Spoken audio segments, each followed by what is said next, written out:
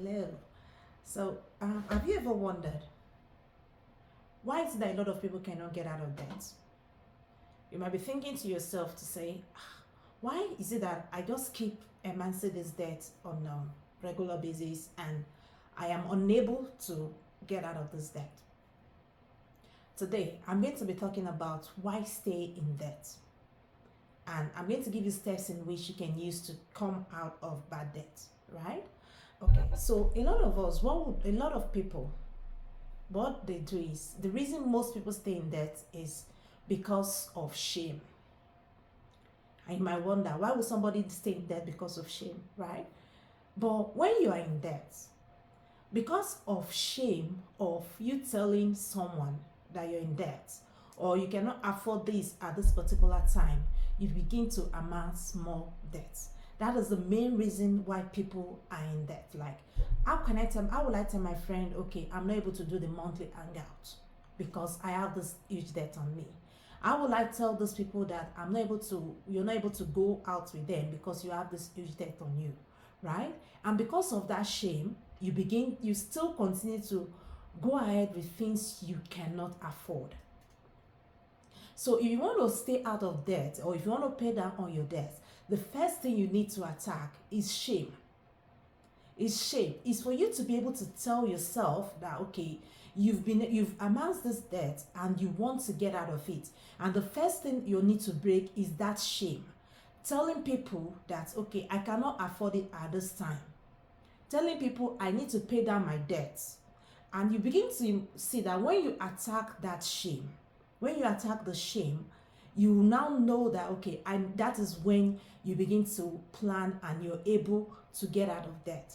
But if you have not attacked shame in itself, you still keep amassing debts. You still keep borrowing, even though you know they are bad debts, right?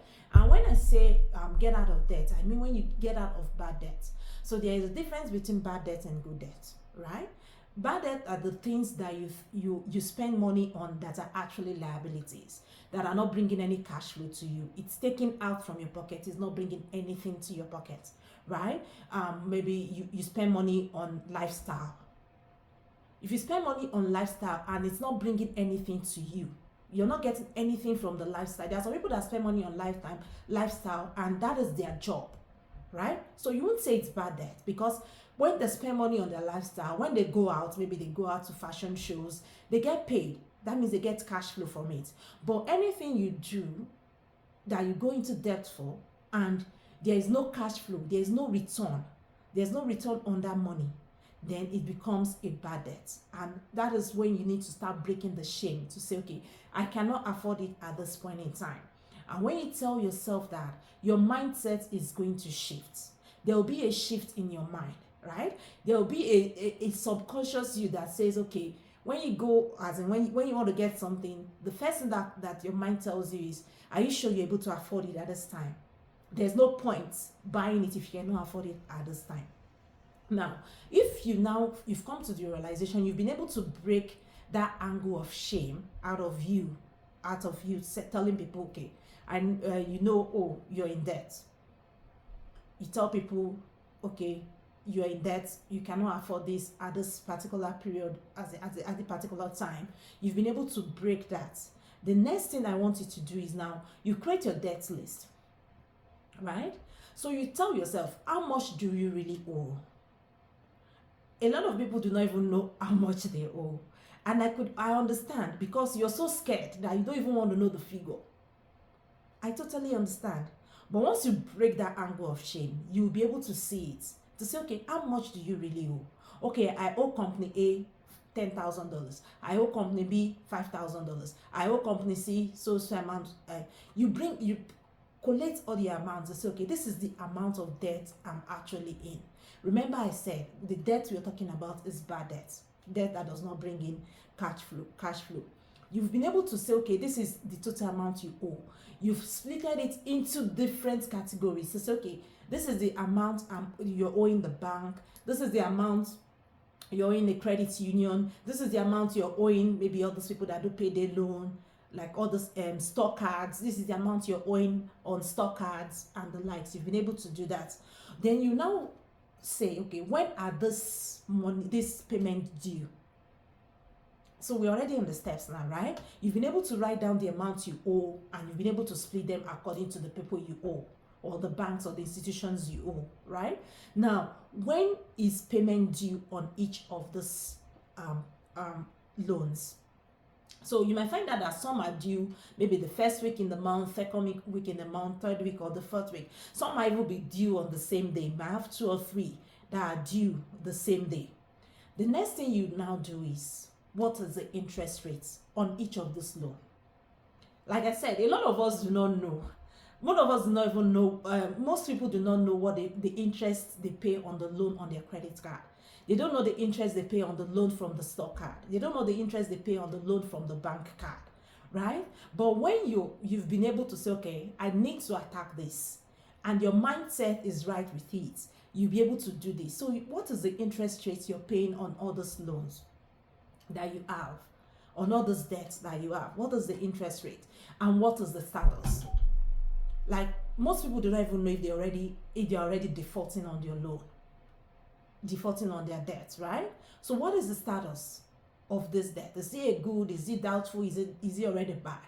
Is it already affecting your credits, right? So you now categorize them into that. Now, when you're done listing out, you're done categorizing, you now know the interest rates. Now you can now start prioritizing on how they get paid. So you can now start prioritizing on how you get this loan paid, right? So when you want to prioritize, you can now say, okay, what method will I use to pay off these loans that I have, this debt that I have? What method do I want to use? You can choose the snowball method. So the snowball method is you attacking the lowest debt first, right? So if you have like 5 different types of debt, and you have one that is 10,000, 20,000, 30,000, 50,000, 5,000, you can decide to attack the $5,000 first. So when you attack the $5,000 first, what it means is you're going to be paying the minimum interest or the minimum payment on all the other debts, right? So if you have 5 loans or 5 debts, and each debt you're supposed to pay a minimum of $200 on them, you pay the minimum on the 5. But extra money that you have, you use it to attack the lowest debt, the one with the lowest value. So when you're done, there's this joy that you have. Okay, you had 5 debts before, but you've been able to pay off 1, right? You now know you have 4. You know you're achieving it. Like, it's something, you're seeing it's visible. That is why most people decide to use the snowball method, because it's visible. Like, oh, you've been able to pay off 1, right? You've been able to pay off 1 of the debts that you have. So it's visible. You can see it. So when you pay off the lowest debts, what you do is, because you've paid the lowest debt, the minimum balance you were paying on that, and the extra cash you were putting towards that lowest debt, what you do is you roll it over to the next lowest debt. So you've paid up the 5,000 debt. The next one is 10,000, which means the minimum balance you were putting in the 5,000 plus any other extra cash you get, any other extra money you get, you push it towards the 10,000. And what does that mean? Because you're still paying the minimum balance of the $200 on the 10,000 plus the minimum balance on the 5,000, which is 200 as well. That means you're not putting $400 towards your 10,000, and any extra amount you get, you're putting it towards your 10,000. And you begin to discover that you're paying it. It's rapid, right? It's rapid because you are now tracking.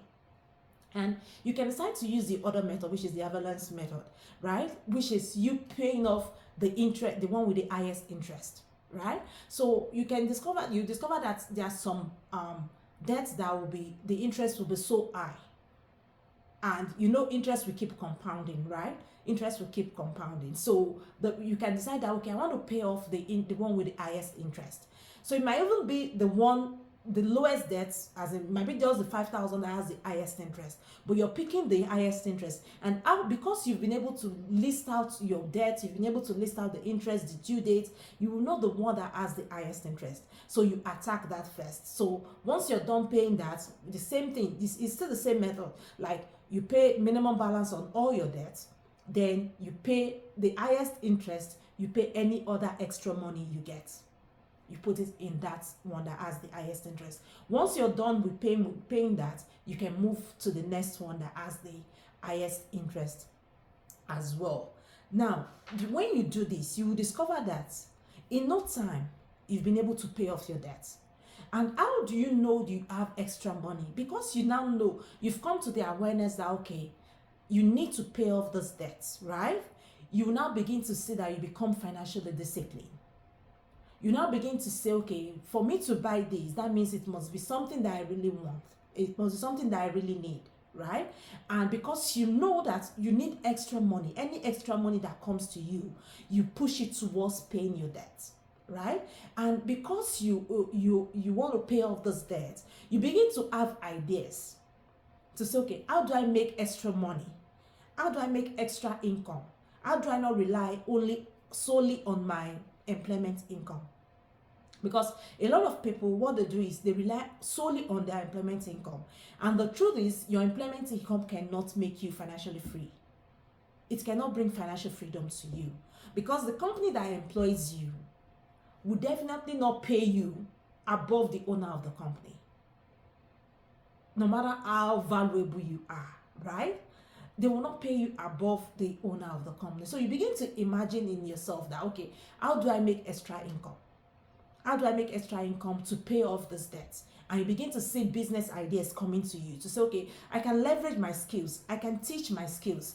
There are a lot of us a lot of people have skills that are in high demand. People want to learn that skill. But because you do not have something pushing you, you do not have something pushing you to say, okay, let me even sit down to think. Let you sit down to think of what I can do to bring extra income to me. You've not been able to see it. But because you now know that, okay, I need extra income, right? And you now begin to say, okay, what is it I can even do to bring extra income to me? Then you begin to see that, oh, I can do this, I can do that. And any money you get as extra, you push it towards it. And a lot of people also, you get your bonuses at the end of the month, but you're in debt. And you still use the bonus you just spend it lavishly. No. So if you get like any extra money, even if it's $1, even if it's $50, push it towards the debt. That is how you pay off your debt. Push it towards the debt. It's going to be for a short period of time, for a certain amount of time. It's not going to be forever, especially when you attack it. Because when you attack the debt, when you start paying it off, you discover that all those extra income, all those extra interest you're paying on those debts, you can use it for something else, right? So let's assume you have a debt of $10,000 and you're paying interest of $200 on a monthly basis. And you finish paying your $10,000, which means you now have the $200 extra. The $200 you were taking from your income to pay the interest on the loan is now an extra amount to you that you can use to do something else. You can put it in the market, you can do something else with it that can bring a good return to you. But you need to come to that awareness first. Because if you do not come to that awareness, there is no way you'll be able to get out of that. And the way you can come up to that awareness, even if you come to that awareness and you're not able to break the cycle of shame, that's for you to tell people. Because a lot of people would still think, like, when you're in debt, right, and you're living a very high lifestyle, people will still think that, oh, this person has a lot of money.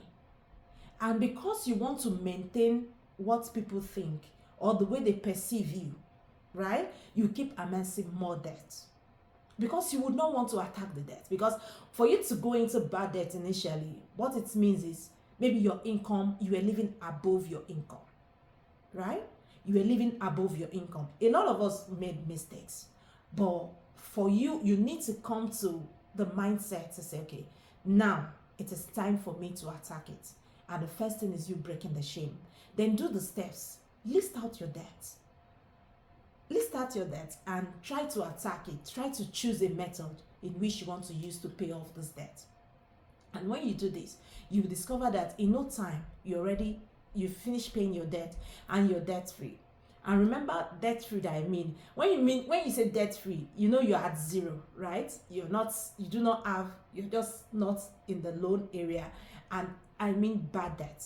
So good debt is something that you can utilize to your own advantage. You can leverage on good debt to your own advantage. But when it comes to bad debt, it's better you come off bad debts, right? Come off bad debts, and you see you begin to live a happier life.